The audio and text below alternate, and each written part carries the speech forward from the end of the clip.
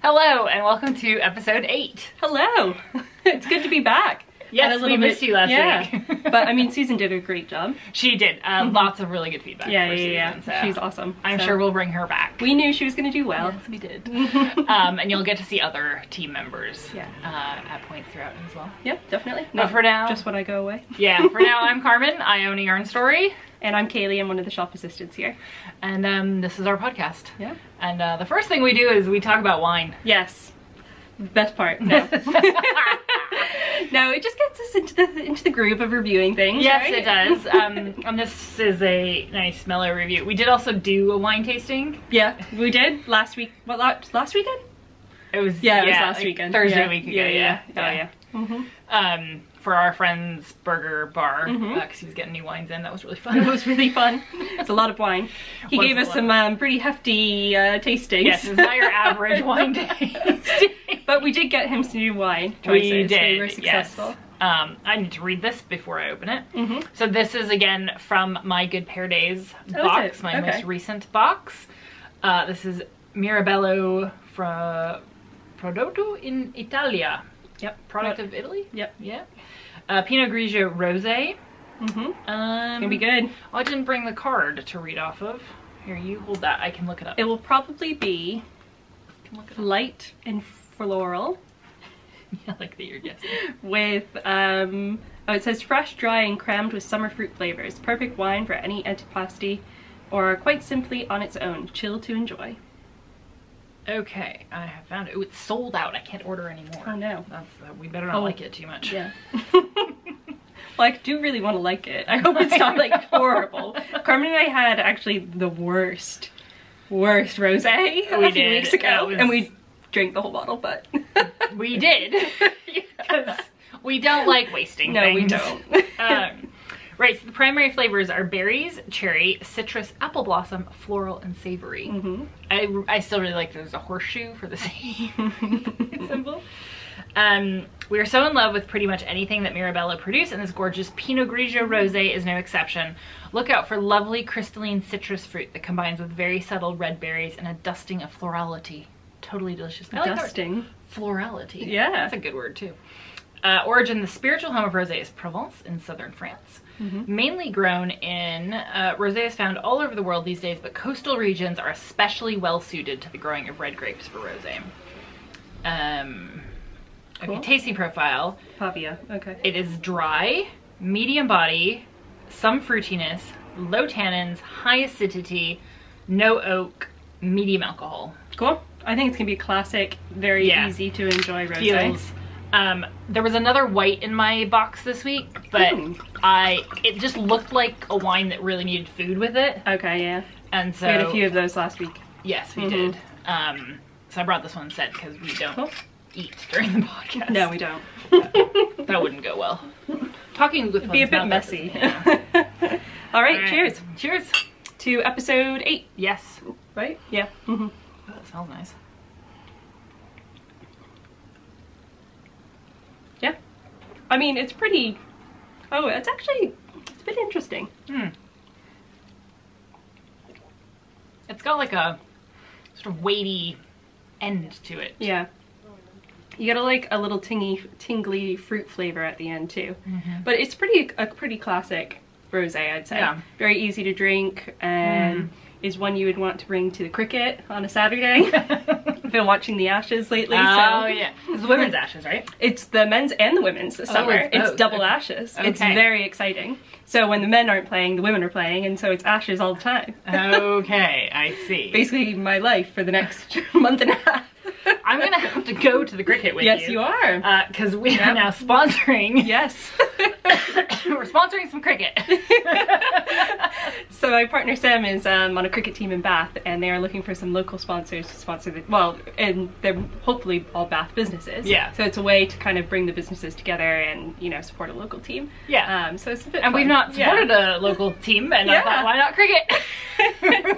Why not Sam? I feel like yarn and cricket could go together because there's lots of women who watch their partners play and knit. And and knit. Yeah. I've never been to cricket. Can knit. I mean, they have some really good vests. They're like these cabled vests and we could just sit there and knit some cabled cricket vests. My friend Siobhan this week, who's a huge cricket fan, was saying, I would love a knitted cricket vest. And I was like, what does that look like? And then she described it and I was like, oh, that sounds really cute. Yeah, it is really cute. Sam wants me to knit one. Okay, yeah. Maybe we should describe what, because I didn't know before, so you might know. Yeah, what is a cricket vest? So do the English call them vests? I think they do. So I think they do. Okay. Because I think a waistcoat is what we would also call a vest in America with the buttons down the front. Yeah. But it's not a waistcoat. It's just a kind of vest with a V-neck, and it's got typically a ribbed V-neck, and then it turns into a kind of cabled front jumper, and then we'll be finished with a rib down at the bottom. So pretty traditional, standard. They're typically a little bit oversized. Yeah. And do they wear this to play? Yes, because you don't move around that much in cricket. Oh. So when you're out fielding, you're just standing there waiting for the ball to come your way. Well, I mean, you do run to try to, like, you know, stop the ball and stuff like that. I feel like some cricketers are going to come after us in the comments. They don't. So it gets a bit chilly, and I mean, you're playing in England, so. Okay, yeah. All right, cricket vests. Why not? Why not? Yep. Okay. Cool. So yeah, we'll be doing some cricket and having some rosé. Yep, exactly. Is it BYOB for cricket? Yeah, definitely. Excellent. I'm in. I think they actually have a bar at Sam's Cricket Club. Okay, well we can also test their wines. Well, it has been a very full-on 2 weeks. Yes. It feels actually like a month ago that I did the last episode. And you were away. I was away. So let's talk about where you were. Fun. So I went back to the States. For my alumni weekend. It was our 10-year since graduating anniversary. For uni. For uni, undergrad, yeah. And so we all went back. So I lived my final year with 3 other girls, Christy, Nicole, and Lauren, and all 3 of us went. Nice. And actually Lauren brought her husband with her, and he was key, because he brought the biggest cooler on wheels. Love it. And it was like such a clutch piece of kit. Like, everybody needs to get these big Coleman coolers on wheels, and just like that's all you need for the summer. It is. Could you imagine like pulling that around Bath in the cobblestones though?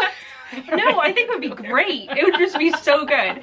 And we filled it up to the top with so much alcohol. We were just like, this is way too much. Like, I was going around to people being like, please drink some of our alcohol, because if we drink this, we will die. I don't trust these people to not do this. So you were popular. Yeah, I was very popular. But we brought it all around campus with us. It was great, because we stayed on campus in the dorms. That we like stayed in at uni, yeah, and it was only people there for alumni weekend. So, and like there are some students who are like working on campus during the summer and stuff, but it was such a good time, and got to really catch up with like lots of people, and it was so funny.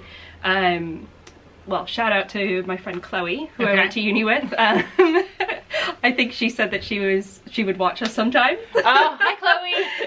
It was just so Please funny. Subscribe. Yeah. But yeah, Chloe's gotten into knitting herself. She lives in Baltimore. And so it was really nice to kind of, because I didn't actually know she was a knitter, but she was a philosopher as well. And so I've always really loved Chloe. She's the nicest person in the world, basically. So it was really nice to catch up with her and learn about her new love for knitting.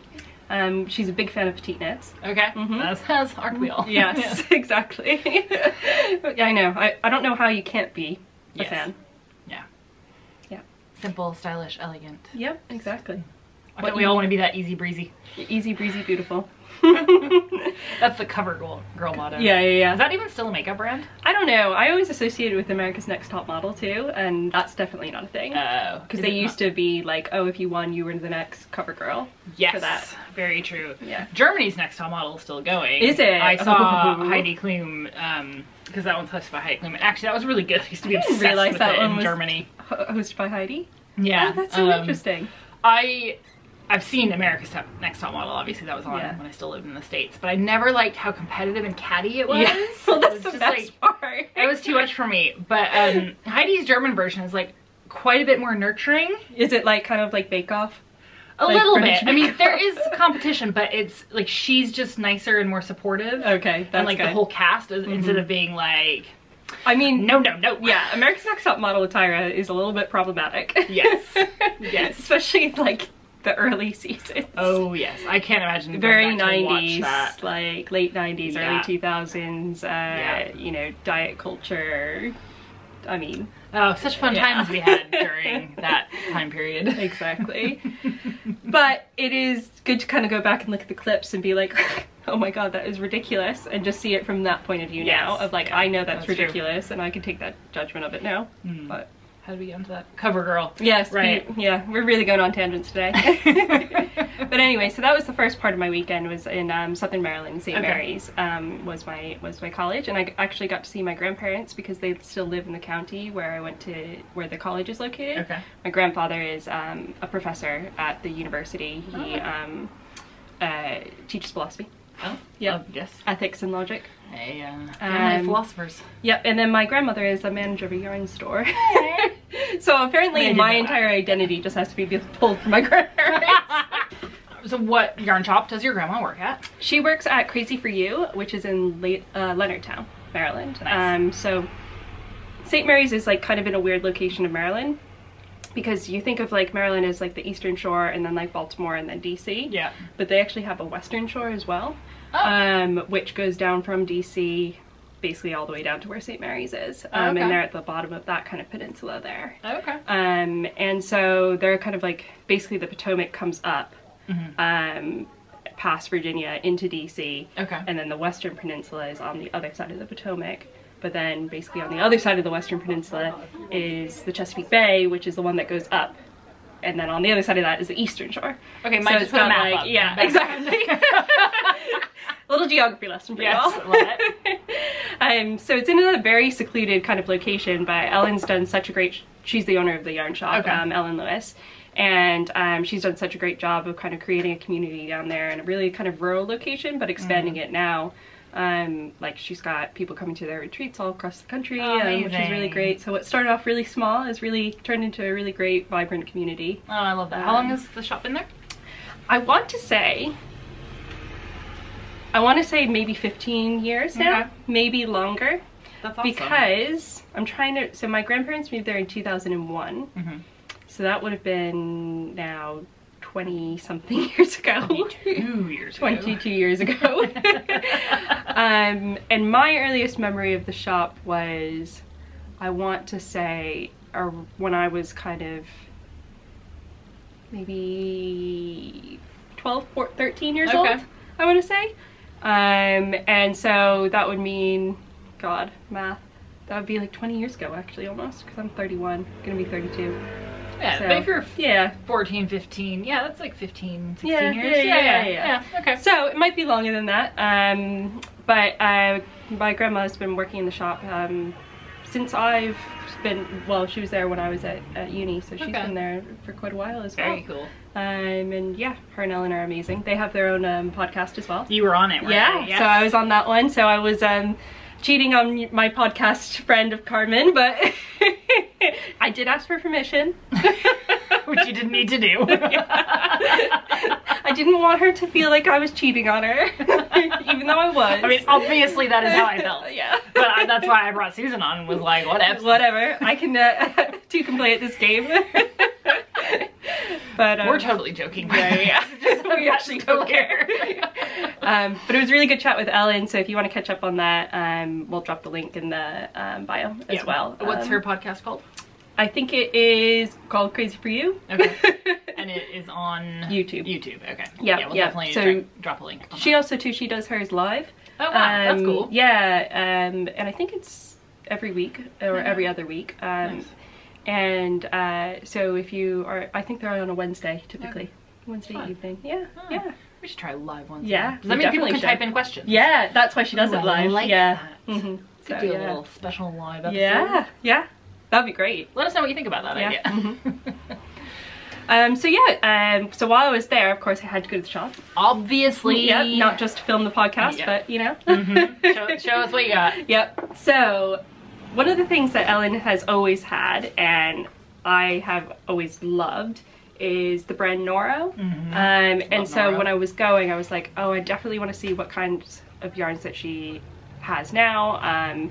You know, so they're kind of very traditional yarn that kind of is their big kind of like our opus. Is called Silk Garden. And that's a self-striping yarn. It's got beautiful silk and merino kind of blend. Lovely. And I think there's 2 versions of it now. One is just silk and merino, and then another one now has a little bit of nylon in it. Okay. So it's a little bit more hard wearing as well. So you could use it for socks. Okay. Which is cool.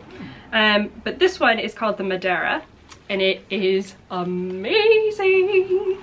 So it's this speckly, tweedy, I wouldn't say speckly. It's a tweedy. worsted weight pink, like bright pink yarn. Yeah. It's single ply. Yeah. And it's one of the cool things about Noro is actually the way that they spin it. So it's spun a little bit so it's a kind of an inconsistent weight throughout. So it really gives your garment like a really cool texture to it. Yeah, it's a little bit slubby. Yeah, exactly. Like very hand spun-esque. Yeah.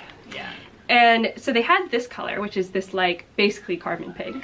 You sent me a photo of it and I was like, remind me yarn. My first thought, I was like, that is my color. Well, I sent it to her originally being like, okay, this is a perfect yarn I found for Carmen. And then they had an orange and I said that one. And I was like, oh, I feel like I have to get the orange. But then I was like, no, I want this Carmen pink. It is so gorgeous. It is so good. It's very perfect. And it's got these like really cool bits of kind of reds in it as well as little flecks like of blue purple and purples. Yeah. It's one of those yarns that you're just gonna want to stare at, and it's so shiny. You do love a yarn like that. Yeah. It's quite complex in color. Where Yeah, you're I do. Oh wait, there's a new color. Yeah, I do. I just think it creates a really cool fabric. Yeah, absolutely. But you may be wondering then, what is it?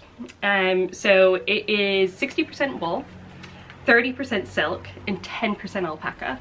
So lovely, lovely soft, one that you want to wear close to your skin, is going to be warm in autumn. I think the other thing I like about it, with that kind of silk content, 30%, it's going to be quite strong even though it's a single. Yeah. And that's quite nice because single plies can be a little bit, not as strong as definitely. yarns. But that's a really lovely blend. It's nice and shiny. You can definitely see the 30% silk in it. And it's got the alpaca softness. It'll be kind of just drapey enough as well. Definitely. What you gonna make out of it? Well, I'm glad you asked. I don't know. But I do know it's going to be a vest. Okay. So it's going to be a vest. Not a cricket vest, but a vest. And I picked out, I basically have gone down, I feel like every vest pattern you could possibly. Is this similar to the summer top? Yes, so this is basically going to be an episode all about vests. It's raining it a little bit. Yeah. So I have them here so I can remember them all for you. But the first one, and I think this is probably the one I'm going to do, is the weekend slipover v-neck option. Yep. So this is a petite knit pattern. It's a really classic kind of vest, but its shoulders kind of come down a little bit past, like onto the top of the arm. Yeah, it's kind of more relaxed. Yeah, it's a relaxed fit. Yeah. Something that you feel like, oh, that's like my granddad's vest. Yeah. And I've stolen it and I'm gonna wear it now. Love that. Yeah. So I'm thinking about doing that, but the only thing with that is that she has that with a worsted weight plus a mohair. Oh, yes. And so I'm trying to figure out, okay, do I add in a mohair? Do I not? Carmen and I talked about this earlier in the week. We did. And we had a few options. I was gonna either do the Isagar silk mohair in this like bright Barbie pink. The one I'm using for my vest. Yes, exactly.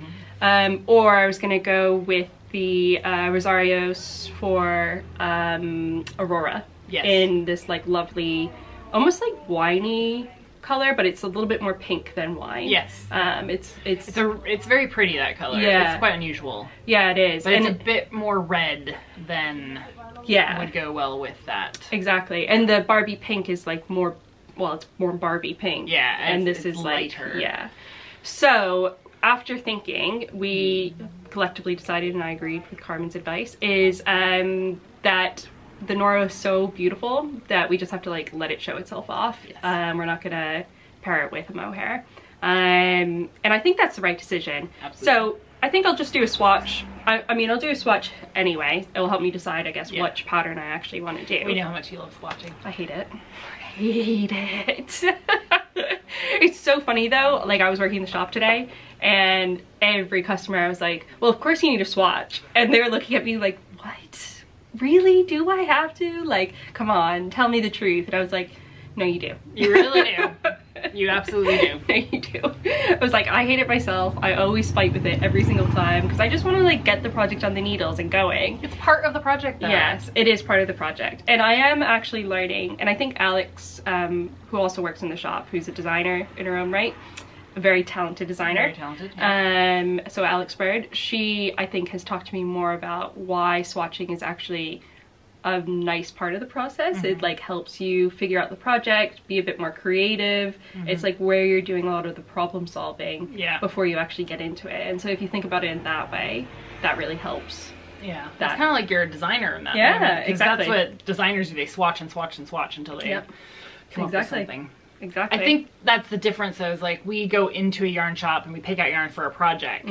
And so we're like, we're ready to go. Instead of like, we wouldn't just go, okay, I'm going to buy this one skein and swatch and then figure out if it's the right thing for this project. We like walk out with the whole quantity, and it's just a different but I think this is one of the nice things is that I bought this yarn without a project in mind. I was like, I know I'm going to do a vest. Let me just look really quick to see like how much yardage, you know, if I wanted to do a cabled vest versus a plain vest.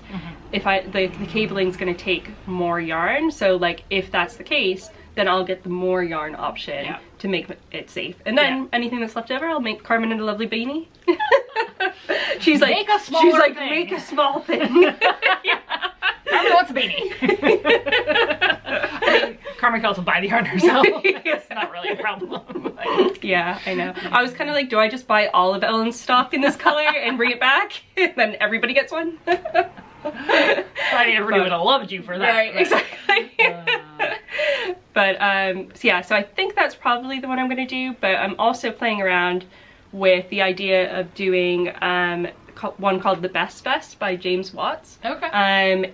It's pretty much the same thing as the other one, except this one doesn't have mohair. Yeah. So I feel like maybe the pattern will be written in such a way that it will be better for this yarn. Yeah. But it's pretty much the similar kind of classic V-neck vest, one that you just gonna want to throw on to like lounge around in. But it has a slightly narrower shoulder. It does. It doesn't have that like falling off the shoulder thing. Exactly. Other than that, it's got the deep V, it's relaxed. It's it's very nice. So that's another option, but then the kind of different one is, and the thing is I can't, the Ravelry picture of this one is like, it doesn't show off the sweater, and it doesn't have any other one. So I'm like, please like show off the sweater a bit more.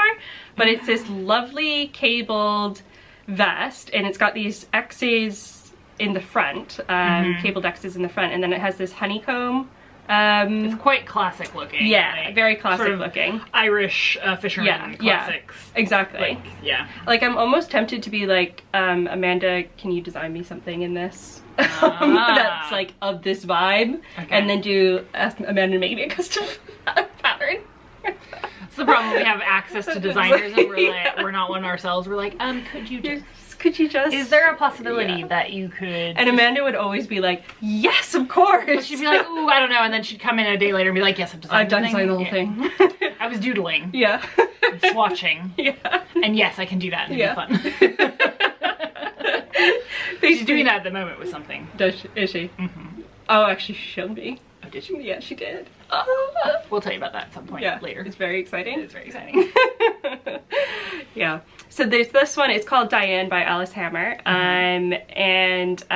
Just really classic cabled vest. And then last but not least, the other one I'm thinking about doing is by Thea Coleman, and it's that kind of, it's a very plain kind of classic vest, but it's got a collar, a crew neck collar. Okay. And it's the cropped one. Oh, yes, I know which one that is. That came out like last winter. Yeah, exactly. I'm gonna look it up. Yes, we brought a laptop today so that we wouldn't have to remember every single thing. That one. that we wanted to. This one I was also thinking of doing. That's also very nice. That is another Thea Coleman. Yeah. Ghost in the Orchard. Yeah, which is a cabled one. It's not the other one. But... And you don't really like doing cables. No, but I feel like a vest deserves, Goldwyn Folly. Yeah. That's a good classic fast knit. Fast knit. I think I would extend it though a bit. Okay. If I did that one, Carmen would be getting like 3 hats. Maybe Carmen can have a crop vest there we go. And we can matchy. I mean, it's not that tiny. Probably not. I only have 4 skeins. But I am seriously considering this one still. I do think though I would extend it a little bit longer. So it's still cropped, but this is like right under boob kind of crop. Which is actually a very flattering point. It is. Because that's where your ribcage would look great on you. Yeah, I've definitely been considering that one. Yeah. As a quick knit, really maybe an Origin.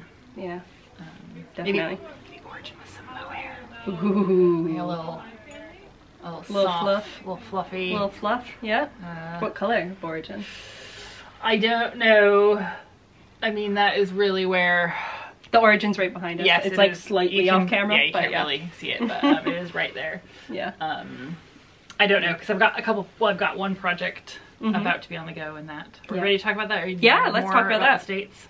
No, that was basically it. Other than that, after the yarn trip, I went up to New York and saw my family, which was really nice. I was thinking, because my brother and sister-in-law live in Brooklyn, I was thinking about going to Brooklyn General Store, but they live in a different part of Brooklyn than that. They live over by Prospect Park, and Brooklyn General's over at like near Williamsburg area. So yeah, it would have been out of the way. Which in New York terms means it was like 3 blocks. No, I'm kidding. Yeah, no, it was good though. It was a very good trip. I'm glad to be back though. I'm glad to be back in my routine. And actually one thing, which we'll talk about with this next item on the agenda is I got some good I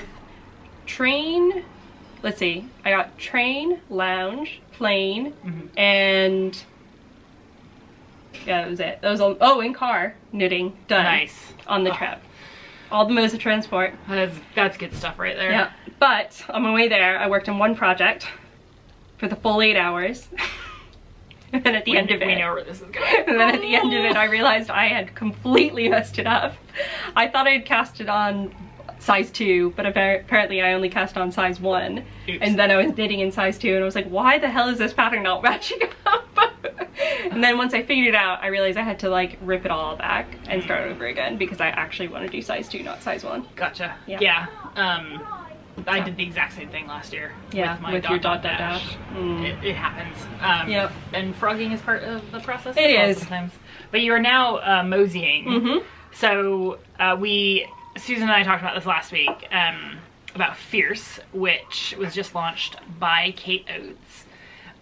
Which is her Rhinebeck sweater, and she designed it in Walcot Yarns Origin and Spincycle Dream State, and we're obsessed. And Kayleigh was in the test knit, so she's really far. I haven't swatched for mine yet. I would have been further if I didn't have this. Yeah. I think I would have actually finished it if I didn't have this. Yeah, because I was motoring now. Down by the sleeves. I was going to split for the sleeves, and then I was like, why is this pattern all messed up? And I don't know why it took me that long. Probably had something to do with all the lounges I went to and all the free wine. I'm really turning into I'm really sounding like an alcoholic, but I'm not. Trust me. But just on vacation, come on. Yeah, absolutely. But this is my one. It's so gorgeous, and it's so out of your color comfort zone.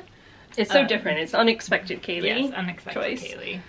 But I'll hold it up so that you can see the kind of color change a bit better, because it's quite pale, and so it doesn't read as well on camera as it would in person. Yeah, and it's like quite neon-y as well. But I think it should fit really nicely. I'm also going to show you this lovely shoulder detail there. The inset sleeve. Yeah, it's beautifully done. And I think that was probably, like, you might be wondering, like, is this super challenging? It's the most challenging bit of it, but it's actually not hard. And if you're somebody like me who's very visual, like can read it on paper and then be like, what the hell does that mean? Kate gives you a video tutorial of how to do this. But basically you start off with these like 2 tabs at the shoulders, and you actually provisionally cast on to start, and then when you get to the kind of end of the tabs, then you pick up across those ends and cable cast on the back neck to join the 2 tabs together, these 2 shoulder tabs. Then you work these short rows back and forth to like give you this really nicely fitted kind of neck, so it's not like choking you or anything. And then you come back around and you take off the provisional cast on. You go around the shoulder to create that inset, pick up those stitches there, and then in the front with the provisional cast on, then you start increasing to do the neck. I'm super excited for this because I think the fit on this, so in addition to it having this like amazing tiger colorwork print on it, like the fit of it is amazing. So it's not just like fun and funky colorwork, it's also a perfectly fitting sweater. Like she's combined both of those things. Because usually I think you get one or the other. You get like a really classic well-fitting sweater. Or you get a pretty fun colorful one that isn't really focused And I think on that's like a lot of the like there's I think a lot of conversation around like okay, how do I get a really well-fitting sweater?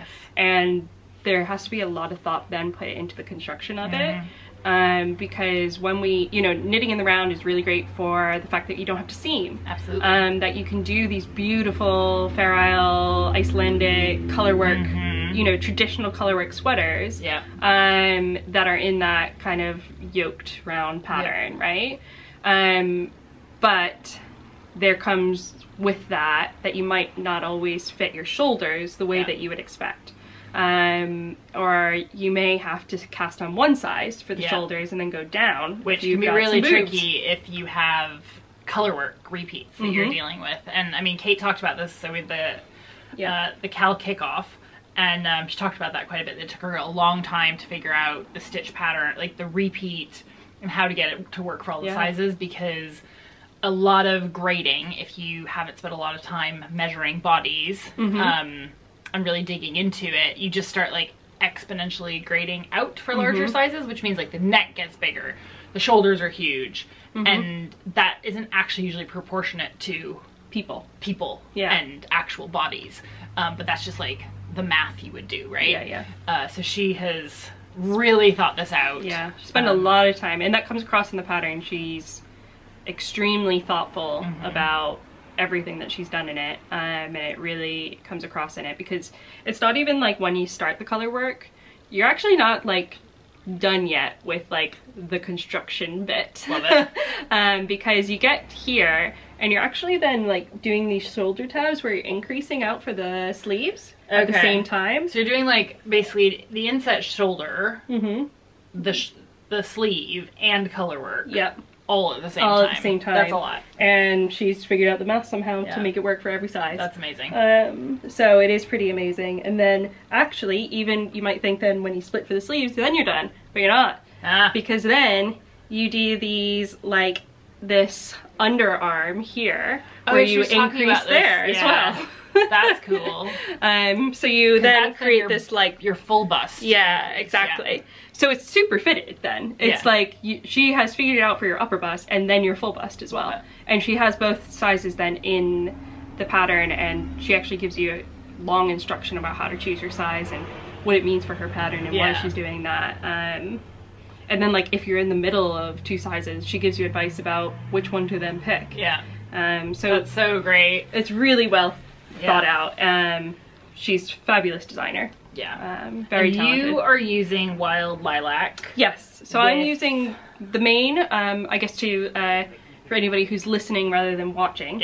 I am using for the main a kind of, it's called Wild Lilac by Origin, or in Origin by Walcot Yarns. And it is, how would you describe this color, Carmen, since you picked the color? Well, I would describe it as a wild lilac that grows in Oregon. So it's like it's a purple, but it's not a dark purple. It's like a medium blue purple. Because it's periwinkle, dark periwinkle. Yeah, I find periwinkle is more blue, but yes, it is not. I think you're right. It is a bluish purple. It is a purpley periwinkle. Purpley periwinkle. Say that 5 times fast. Exactly. And then the contrast color I have is Dream State by Spincycle in Lovespell. Yeah. There's a lovely like pastel-y gradient of like pinks and greens and yellows and but a little, you know, it's got some neon-y. Yeah, it's like neon pastel. Yeah. So it's like light. Yeah. It's not screaming at you neon. No. Like Vibe Check. Nope. Which I love. Yeah. But, I know. We only have one skein of it there, and it's a gorgeous skein, and I've been looking at it all day. That's the problem. We also have the Vibe Check in Plump. We do. Yeah, I'm so tempted to make that t-shirt, but I'm like, no, I have too many things on the go. So yes, you've been doing the test knit, but the other reason is this is like the Rhinebeck sweater. Yep. And we're super excited because we actually get to tell you that we're going to Rhinebeck. Woo! And we're not just going to Rhinebeck. We're going to Rhinebeck. So Walcot Yarns is going to be exhibiting at Wool and Folk, which is one of the fringe events on Friday. I should know the date, but I don't. It's the Friday right before Rhinebeck. I think it's like, I want to say it's like the 18th or something. Yeah, of October. Yeah. And then Kate is having a meetup on the Hill, which is like a thing. I've never been to the Hill. I don't know. On the Saturday, I think, of Rhinebeck. Yep. And so we're gonna wear our sweaters. Yeah. Hopefully the weather behaves and it's not like 80 degrees. Like 80 degrees. Yes. And hopefully it's also not raining. Yeah. A bunch. Yeah. But we're really, really excited. Yep, we are. We have lots of surprises planned. We do. We're also going to be there over the weekend. Yeah, we're going to be there for a while. So Walcot is going to be exhibiting at, actually I can't talk about the rest of it. So yeah, exactly. we are also, I was alluding to, we'll be there. Walcot won't be there at the weekend, no, but we will. We will be with the special people. Yes. And we are exhibiting with our friends Les Garçons at Wool and Folk. And that is all I can say for right this very moment. But we're very excited to see Max and Vincent. Very excited. Yeah. There's going to be some extra special goodies. Tickets are on sale for Wool and Folk. They went on sale, I think, this Saturday. So I think they're on pre-sale for like a week. Yep. So buy a ticket. Come see us. Say hello. Yeah. We want to meet you all. We absolutely want to meet you all. Even if you're in Europe, fly to New York just to meet us. Come over. No. Come for us, but also for all the other things. All the other things, but yeah. There was wasn't there a really good taco van or something last year? Oh my god, no. There were lobster rolls. Oh, lobster rolls, that's what it was, yeah. I was like, I remember Carmen messaging me about like, oh my god, you didn't tell me about the lobster rolls. Well, it also was this thing of like, we showed up to Wool and Folk. I had been to another event during the morning, and Johnny had been setting up, he'd been finishing the Garçons booth. And then we showed up and we were both starving. So the first thing we did was went and got food. And I'm standing in line for this lobster roll, which has a really long queue. And Kayleigh's mom, who had been looking for me, and I'd not met in person, was like, Carmen. And I was like, I'm not leaving this queue. I'm so hungry. So I was like, you come over here. Stand in the queue with me. But like, really nice to meet you. That was great. I think you were like bringing her yarn too. I was bringing her yarn, yeah. But because I was like, there's 15 people behind me. Like, I'm not going to the back. Fair enough. Fair enough. But yeah, it was really excellent. Yeah. Aw. And I actually have never been to Rhinebeck, which is surprising because my mom goes every freaking year. Yeah, and you grew up pretty close to it. Well, in comparison. Yes. In comparison to like me. 6 hours away by car. And your mom does go every year. She's coming again, right? Yep, she's coming again. They already have their house book. I think basically they like rebook the same place. Yeah. Our place looks really nice. Ooh, I know, you told me about it. It's really cute. Yeah. I'm very excited. So yeah, we'll be there and it'll be a good time. Yes, it will be a good time. I haven't started my Fierce yet. It has been, I talked about this last week a little bit, like I've just been having so much work in the background of everything the last... Yeah, you talked about that in the newsletter. The last few weeks. And so I haven't been able to knit, and I especially haven't been able to start on something where I need like some brain space. Yeah, because that's the thing. You know, I've told, like, Carmen asked me like, would we say this is like a beginner knit? And I would say no. I would say though, if you're an adventurous beginner who wants to learn new techniques, like if that's something that you are really interested in, this is a great sweater for that. Yeah. But especially if you've already done color work before, and you want to learn just like a new technique in general, this is really, really good because it isn't hard. It is just something where you have to like take an hour and be like, okay, this is what I'm doing. Yeah. And like watch the video and like be patient with yourself and like remind yourself that you've been in hard situations before and you can do it. That was basically me because I did the tabs I think 6 times. Oh no, I don't know that you're selling it. I know. But yeah, but like, that is me though at the beginning of a project. Okay. Like even the easiest project, like I think for the Easy Bay, I did that ribbed v-neck 3 times. I think I did do it twice. I think it's also because I'm a little bit of a perfectionist.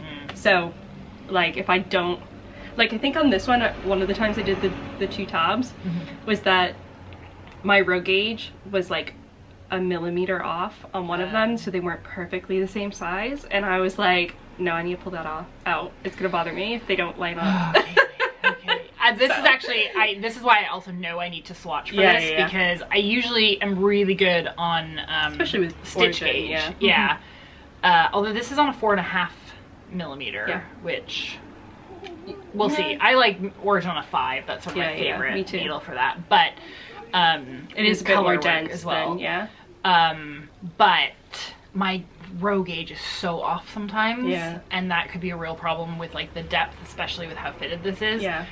She did talk about it on the Cal yesterday and advised someone to basically the pattern repeat is 12 rows. And she was like, just put in a pattern repeat. So I really need to swatch properly. I will have the headspace for that this week, and then I will get going. I think once I'm into it, it's fine. But the nice thing about this pattern though is that you know that the designers put a lot of thought into the sizing of it, so if you do have like size issues in terms of like a standard petite knit pattern, it doesn't fit you, or like you have to do some weird things to it, you could at least know that with this pattern, because she's told you to, like, you need to measure that upper bust, you need to measure that full bust, and that is going to be different. Like it's not so different between on me, for instance. Like I think my upper bust is 36 and my full bust is 38 or something. So it's like a 2-inch difference, right? But then for you, I am like wildly different. Something like 20 centimeters difference. And so I do have a, like, this is always a problem for me. I'm like usually, and sometimes designers don't tell you which measurement they're going off of, and if they don't have a schematic and like show you what exactly they're measuring, it can be really frustrating. So you can cast something on and get to like here and be like, no. Exactly. This is not working. Or then I have to do a bunch of math myself, which I don't like doing. None of us want to do math. No, we really don't. I mean, some of us do, but you know, and also like I actually don't hate math. I just don't really want to think about it when I'm knitting. Exactly same. Like I don't hate math. Math is great. And actually, when you're doing a math problem and you're like in that vibe, in that zone, you're like, ooh, my brain is tingling. like that's some good stuff. We're gonna start doing math problems as like our hobby. Well, is that what you met Sam? I have met Sam. Yes.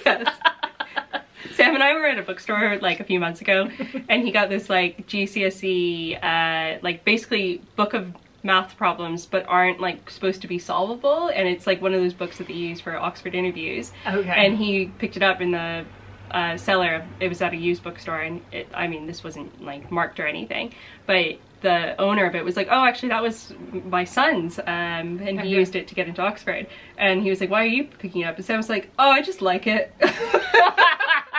Like I just like thinking about problems that are unsolvable. I'm like, okay. I mean, we need people like that, let's be honest. Exactly. I am not one of them. But go Sam. I'll cheer you on at the cricket. Exactly. So, I mean, but like, that's not the vibe with knitting. We want solvable problems in knitting. That's not my vibe with knitting, for sure. I want, nice. You definitely want solvable problems in knitting. Solvable, always solvable problems. Or no problems. Or, none is preferable. But so I'm excited. I am excited to get started. I am really hoping that this week eases off on the admin a little bit. We've got stock take has been done. Other things have finished. you've got a lot of stuff going on in the background, so. Yes, I did talk about this a little bit in the newsletter last week, and so and I won't dive into it because it's not all that interesting, but we had a division of the business that was a distributor here in the UK.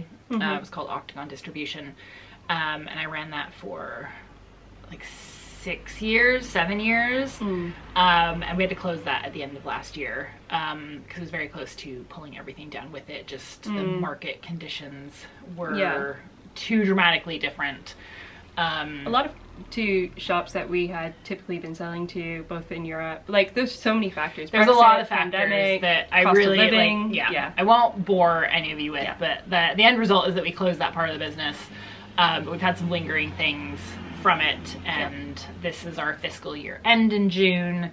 Lots of things need to happen. Lots of things need to happen, and we have fully closed out that chapter. Yep. And we're which giving you the brain space to do new things that like you've always wanted to do. Yes. Like, how many years have you been wanting to do this podcast? Several. Like, we talked about it pre-pandemic. Yeah. So definitely. You weren't even around then. No, I wasn't. I was just a little baby thought existing in Sheffield. I mean, you were a knitter. Not anywhere near around. Didn't know who you were. Nope. I didn't actually know about you until the pandemic. Oh, okay. Yep. Yeah. Well, we were here. You were. We were. You were. Well, it was because I wasn't knitting actively until the pandemic, so. Yeah. Well, I mean, you were very busy studying and PhDing. Yep, which I still am. Well, you still are, but you're also knitting now. Yeah, but now I'm knitting. And podcasting. And podcasting. And drinking plenty of wine with me. Yes, exactly. Exactly. Yeah, so I'm hoping that next week I will have a little bit more time to get started on this, because I really want to get started on it. You have to get it done. You have a deadline. I do. You work well with deadlines. I do work very well with the deadline. This is very true. And we did say before the podcast, there's another sweater that both of us have our eye on. Yep. And I'm like, I think I also need that for Rhinebeck. Yeah, in Origin. In Origin. And we also need to knit our hats. And our hats. Yep. Yeah. But the hats are fine. We could do those on the plane. Yeah, we could totally do this on the plane. Yeah. We just need to pick our color. Oh, I know what color I'm doing. Are you doing Kermit? I'm doing Kermit. Of course you're doing Kermit. I mean, I feel a little bit weird that, like, it's the color that the designer chose. I always feel a little bit weird about that. Like, I'm not that boring. But it's also like but it's an amazing color. It is an amazing color. I don't know, I might do taffy. Okay. But I'm also I don't know, Spellbound or Blacklight would be really fun too. I mean, I feel like Spellbound is always you. Yeah. But we do also have the Brett sample in Spellbound, which we haven't photographed yet. Nobody knows about that unless you've been in the shop. So I haven't had a chance to photograph it, and it's so stunning. It is. It's Rasta Is that not the one that was in Amarisu? No, no. Oh, this is a different one. No, the one that we have was his very first origami design. Okay. For Walcot, yeah. For Walcot, yeah. And the hat we're talking about is his pattern. That just came out in Amarisu. Yeah, so, no, the hat was a single release. Oh, was it? Yeah. Oh, why did I think it was in Amarisu? There is a pattern of his in Amarisu. Okay. In Aperol. Yes. Oh my god, another great color. Yeah. I cannot remember the name of that one, but it's the most recent issue of Lina magazine. And it's really pretty. But he released the Wranglet slouchy beanie. That goes with the Wranglet shawl, which is like a triangular shawl with origami style knitting in it. And the hat is so cute. It is so cute. So we're thinking we're going to wear matching hats on the booth. That's going to be our uniform. Yeah, and I've wanted to do something in Kermit since we've got it. So, I mean, I've also been wanting to do something in High Desert. Yeah. I basically forced Carmen to make that color, so I better knit something in it. I was very on the fence about it. I was like, it's not really me. I mean, it's a pretty color, and it like was beautiful for color work. Like, I think also, it is a good base. It has a good Oregon name. It's a very good Oregon name. But Kayleigh was like, order it. I will buy a sweater in it. I haven't yet. She hasn't bought a sweater in it yet. Basically, I know what sweater I'm doing in it. I'm going to do the throwback cardigan by Andrea Mowry. Yeah. And I'm going to use some Spincycle Dream State with that. And actually, I think I'm going to use some that I have in my stash, the Dream State, which is really good, of like kind of exclusive ones that I've picked up all, you know, over the years, as well as this like amazing skein of what is it called? Shades of the Earth. I love That's probably one of my favorite colors. I think it's good. It's consistently good and interesting in all of its always versions. different. Yeah, exactly. So I think I'm gonna do that with the High Desert, and I'm pretty excited about it to the extent that I'm considering ditching all of the other projects that I have bought yarn for to do that one instead, so I can wear that at Rhinebeck as well. Okay, well, I mean, because we need a sweater for like every day we're there. I know. Well, I think I have like too many sweaters because I want to wear my Easy V. Oh yeah. I want to wear my what's it called? The one I did by Sorry Nordland. Yes. Loom, yeah. And yeah, I basically have too many sweaters. I do too, but I need some more Origin sweaters. So I definitely want to do the Mestia. Okay. By Thea Coleman. Yeah. Which is a cabled V-neck cardigan. It's a little bit cropped. It's like boxy. Yeah. I really want to do that one. It has oh my god, how am I gonna do it? Yeah, it has a really deep V. She released it last year and I've been staring at it ever since. And I think I want to do it in Beaver's Den, which is a really dark brown. And I think I want to put bright pink buttons on it. I love it. I think that would be really fun. Yeah, Beaver's Den would be really nice. Yeah, or I go really classic with like navy or something. Yeah, in Wild River. I've been thinking about or that. I haven't done this one. I don't have a sweater yet in all the colors of Origin, so I'm not done yet. Yeah, Pacific is like, it's a perfect color. It is a very beautiful petrol-y green, blue. Yeah. I just feel like that is such a good color. And I actually don't have a cardigan in this color. That's why I think actually maybe I should do this, but. Oh my god, it's just too many sweaters today. I know. You need to quit your job and just knit. I know. Well, I also need like, I think I need to like, so this is basically something I've always said, is I need my sister to learn, well, she knows how to knit, but I need her to pick it up so that she can knit me stuff. Yeah, Not herself. And this is very consistent with how, I actually told this at knit night, because my mom and I were at knit night last week. Is basically when my mom was pregnant with my sister is 8 years younger than me. They told me like, oh, you're gonna have another sibling. We don't know the sex of the baby yet or anything, but you're gonna have another sibling. And also that same night, I also got in trouble for not cleaning my room. And so I got down on my hands and knees and I prayed to God that I would get a baby sister so she could clean my room. And then like 4 or 5 months later, my mom was like, okay, well, we've gotten the test results back. You're gonna have a sister. And I was like, I know. God would send me a sister because I asked for one. Like, to clean my room. So Liv's there to clean my room and she's also there to give me sweaters. You manifested her. But she doesn't do either. That was not very good manifesting. I got the sister bar and she's lovely. But she doesn't do things. She doesn't do things. She does bring me stuff sometimes, so that's nice. That's nice. So I was only 3 when my sister came along. But I desperately wanted a little brother. Like so desperately. I think that's, I mean, I only had boy friends when I was a little kid. I don't even know why, like, but my mom said there was, I think it was my 1st or 2nd birthday party, and she's like, there were no girls to invite. I didn't know what to do. Like, all of your friends from, like, playgroups were boys. So I think I really wanted a little brother, and then I was so upset. Oh, no. She was a girl. I was just like, it's not fair. Yeah. Well, I think I got over it quickly. But. The thing with Liv was that I was the only girl. And I have 2 other brothers. So I was like, they're useless. I don't want them. They're just mean. No. They're lovely. They're actually lovely brothers. But they were also mean when they were boys. Well, yeah, your kids, like, because sibling relationships are a whole thing. They were just like, you can't play soccer with us because you're a girl. You know, that kind of thing. That would have riled me right up. And I was like, I can do whatever you want to do! And push them in the dirt and then trying to do that. I mean, that's me. That sounds right? Yeah, that sounds exactly right. I mean, I would have done exactly the same. Yeah. Like, don't tell me I can't play soccer with you. Yeah. Exactly. Yeah. So. We love you, siblings, all of you. But Liv, if you could learn to knit, so that, like, Kayleigh can have some more sweaters. Yeah. It'd be great. Because if she knits some, too, then we could, like, exchange sweaters. I mean... she lives on the other side of the ocean. But sure. Yeah. Trudy steals most of my stuff anyway. I mean, my sister and I could also exchange sweaters, but like, she lives further across the ocean. She lives in Colorado. Like. She lives across an ocean and a country. Yeah, I mean, that's a bit far to be like, oh, can I borrow that from your closet? She actually still has some of my clothes that she stole when we went to Hawaii 10 years ago. Yeah. And she was like, can I just borrow that for like dinner this evening? Still has it. Classic little sibling. She works in an office. It was like a dressy top that I don't really need. Yeah. It's fine. I forgive.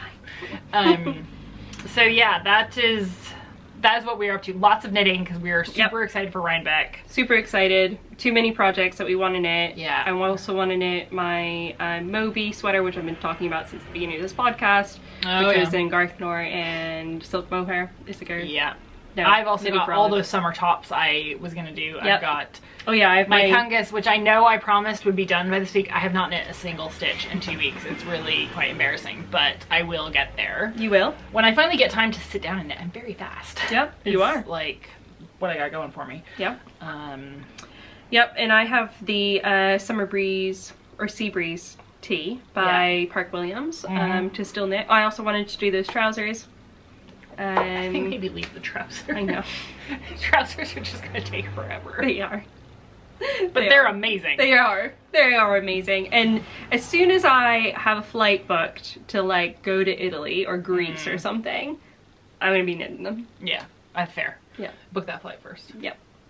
Alright, I think that's us for this week. I think that is. Yeah. I hope that you've enjoyed this podcast. Yes. And we'll be back next week. No, 2 weeks. Oh yeah. 2 weeks. I mean, we do this every 2 weeks. We do this every 2 weeks.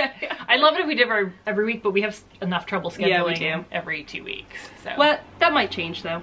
It might change. I'm hopefully, well, no, I am submitting my thesis by the end of August. You heard it here first. Yeah. But no, I have to actually get something too. My supervisor gave me, which I love, she finally messaged me, because she finally knows me after 4.5 years, and was like, I need your final chapter edits by Sunday night, or you can't defend it. And I was like, okay, I'm gonna do this then.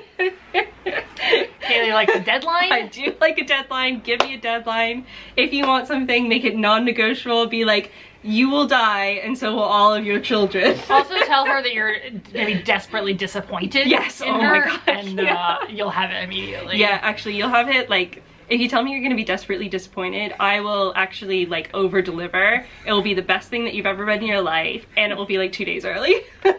Why hasn't your supervisor figured this out? I don't know. I think she's trying to be nice. She should stop that and make you finish.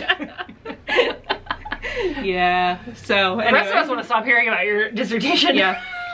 I hope like, so my dissertation's gonna be live streamed and the entire public can come. Well, we'll be joining that, won't we? So the whole podcast community, you all should be there.